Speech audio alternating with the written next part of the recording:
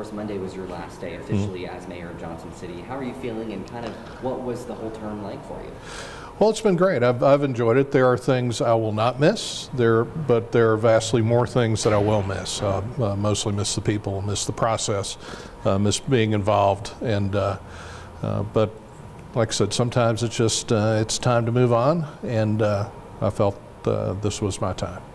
So how long have you been involved in government in general? Well, I first was appointed to the Johnson City Development Authority. That would have been back in 2008. So I would say roughly 10 years. I was elected to the County Commission in 2010 and to the City Commission in 2013. So you could say effectively 10 years. Did you serve on the County Commission and City Commission at the same time? I did. I overlapped until December 16th.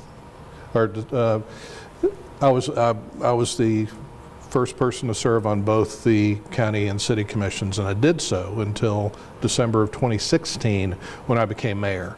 And although statutorily really didn't have to step down from the county, it just the optics of holding both seats made it seem like a wise thing to do. And how long did you do that overlap for? 3 years. 3 years, okay. And like you're saying, the first person, correct? Okay. In Washington County. It's not without precedent statewide, but I was the first one in the county. Of course, earlier this year you did run for county mayor of Washington County. Correct. So did you have intentions of staying in government? If that had been the desire of the electorate, I would have stayed. Yes. Okay. So how did you feel after that? Once that wasn't successful, did you kind of know you were going to be done with government here for now, at least? You know, I figured I'd pretty well served in the capacity. I'd pretty well done everything I could do in the capacity that I was in, and just seemed like the right thing to do. And of course, now you're not going to be on the commission. You're done with city government and county government for now. Correct. Yeah. So what's kind of next for you? I mean, are you just going to continue with your job? I'm going to go back and spend all the time that I spend in meetings now at work. I'm a account executive at Widener Insurance, and intend to spend a great deal of my time in that endeavor now. And what do you feel like some of the biggest accomplishments were under you as mayor of the city? You know, we did a lot of things. I think a lot of things that I'm proud of, many of which were started prior to my tenure on the commission. You know, we were lucky to have a lot of things in the works, a lot of momentum, and so I was lucky enough to be on the commission as we opened the Tweetsie Trail, as we opened Founders Park, as we opened King Commons. Those were I think, from a community standpoint, one of the things we're most proud of, I think, as a commission, and I was most proud of as a commissioner. We should wrap up Tannery Knob Bike Park here very shortly. That was started last year, which in municipal years, to be able to complete a project from start to finish in a year is a pretty amazing thing. It won't quite be a little over a year, but it is pretty amazing, and we'll be glad to see that open. Was glad to see the groundbreaking and the building of the new Performing Arts Center, BTSU. That was huge. The renovations and improvements we did to Freedom Hall, I think, are amazing. We took what would have cost us somewhere in the area of $70 to $80 million to build new. We invested another $14 million in, and we have a structure that'll serve us well for another 40 years. So I think that was a great win. And in partnership with ETSU, I think you'll see the utilization of that building go way up. We're also able to break ground on at Liberty Bell, the cafeteria and gymnasium, which will now get the schools out of Freedom Hall, which will open that asset up to some things that might not be available to do as a school building. So that's a big step forward for utilization of that. That asset was good to see the get started on renovation of the Langston project. So we did. I think it was a productive term, a productive session. Again, nobody does it alone. As mayor, you're one vote out of 5. So as mayor, you're only as good as 2 other people on that commission, but we're able to get some good things done. Got the groundwork laid on the Sports Science Center took a chance and took a trip to China and tried to in Taiwan, and got a little bit of criticism for that, but I think you'll see the fruits of that investment come to fruition over the next year or so. There's some good momentum going with that. Commissioner Fowler will be there to kind of see it through. Again, that started with Mayor Banyas prior to, well prior to this this commission. So again, each commission finds things that they can take from start to finish, but much of what the successes you'll check at the end were things that were begun by those who came before you, and we're very lucky to do that. The rebranding, that was one of the top 10 priority as we began my term as mayor, and it was good to see that come to an end and well along the way of changing a long overdue visual improvement to our brand. And of course, hindsight's 2020. Anything you would have done differently looking back? Oh gosh, lots. Yeah, yeah. You know, yeah. Hindsight's 2020. It is annoyingly slow coming from the private sector.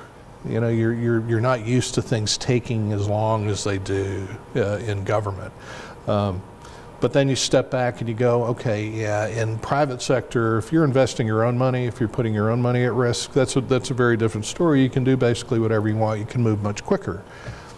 When you're the fiduciary of taxpayer money, there's an additional level of due diligence you have to do, and although that can be frustrating and that can bog the process down, that's the process that needs to be in place, and you just kind of work with that. So hopefully some of the things we laid the groundwork for, you know, over the last 4 years will be completed over the next 2 to 4 years. And did you remind me, where were you born and where did you grow up? Well, I was born in Hartford, Connecticut, but grew up. My father was an ETSU professor.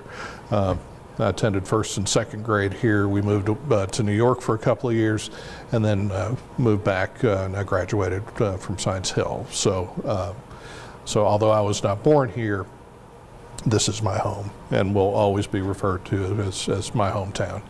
And what do you feel like the next mayor needs to do? Any big challenges you feel like the next mayor is going to be facing, or anything good that, of course, the next mayor is going to be facing? You know, as I was lucky enough to be the recipient of a great a city in good condition, with a lot of good momentum, some projects well underway. Would just say to keep your eye on the ball there.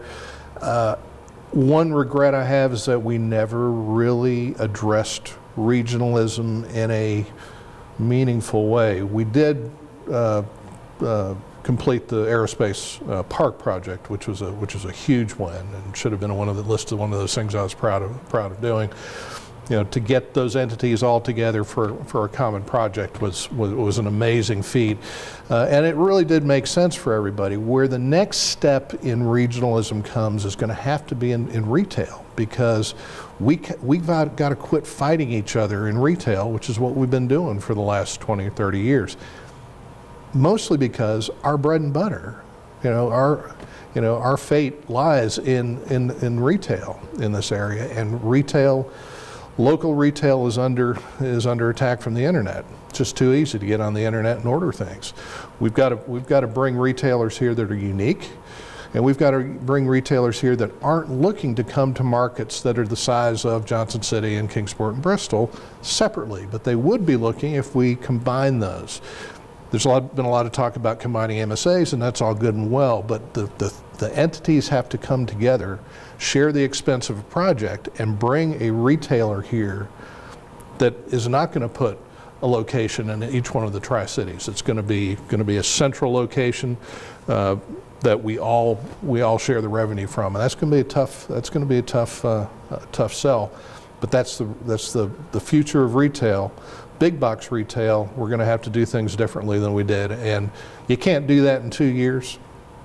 Arguably, you probably couldn't do it in 4, but I would encourage future commissions and legislative bodies in the Tri-Cities area to keep an eye on teaming up on large retail projects. Costco, IKEA, there's just a small number of retailers that are expanding.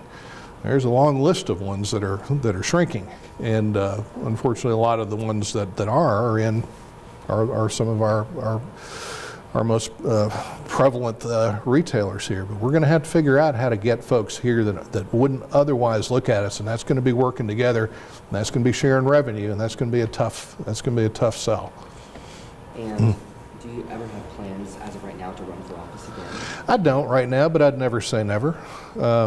Again, I'll take a break, look around, and most importantly, if I'm felt I'm needed, I would never say I would never do it again. But I don't have any current plans to run for anything.